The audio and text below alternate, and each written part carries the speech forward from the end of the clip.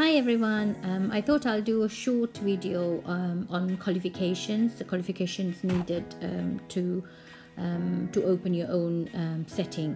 So first of all, to be able to manage a nursery setting, the minimum qualification you need to have is a level 3 qualification in childcare and education or early childhood education. That's if you're going to manage. However, if you're going to just own the business and employ a manager to run the business, you necessarily don't need to have a level 3 qualification. But you can hire a manager to run the nursery, to manage the nursery, and then you can be the named person with Ofsted. So at the end of the day, you will be the responsible person, even though you don't have the qualification.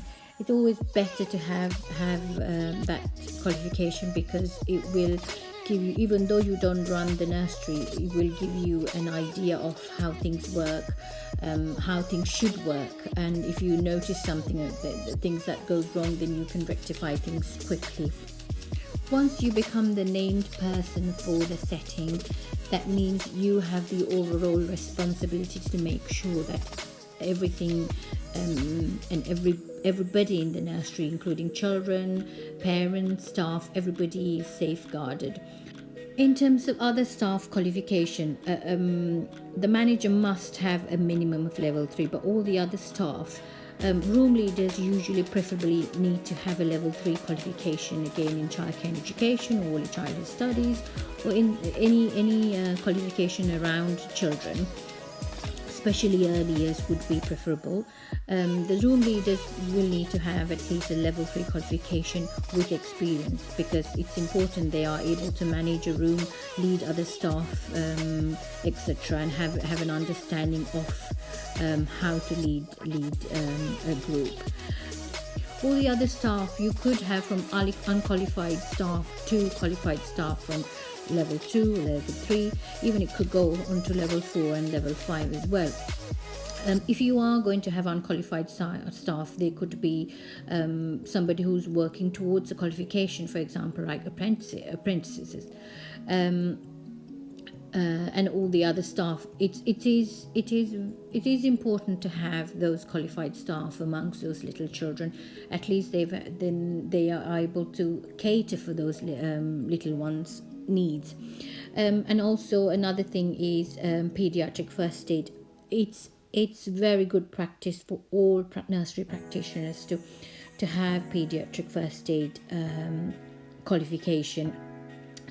Many years ago it was only one person, so the requirement was only one person within the setting to have pediatric first aid qualification. However, the rules have changed, and now it's required to have majority of the staff to have pediatric first aid, and to be honest, it is very good practice, and it is safer to have that qualification for all the staff. You could count regular volunteers within your ratio. However, they must be fully vetted and have a good understanding of safeguarding needs. Say, for example, if Ofsted comes, if you are going to count that particular volunteer within your ratio, then she will be expected to know and how to safeguard children if there is a need. So you can't just get any volunteer and then count that person in the ratio. So it's your responsibility to make sure that this happens at all times. So I think that's about it on the qualifications. Again, bear in mind, it's always better to have experience and qualification.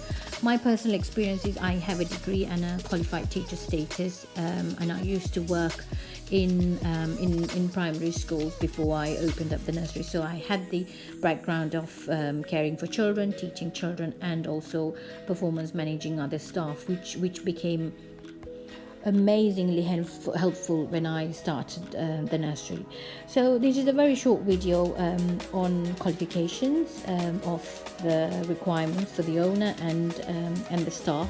If you have any questions, please let me know, comment down below, and if you have any other ideas or any questions you have or any videos you would like me to do, please let me know.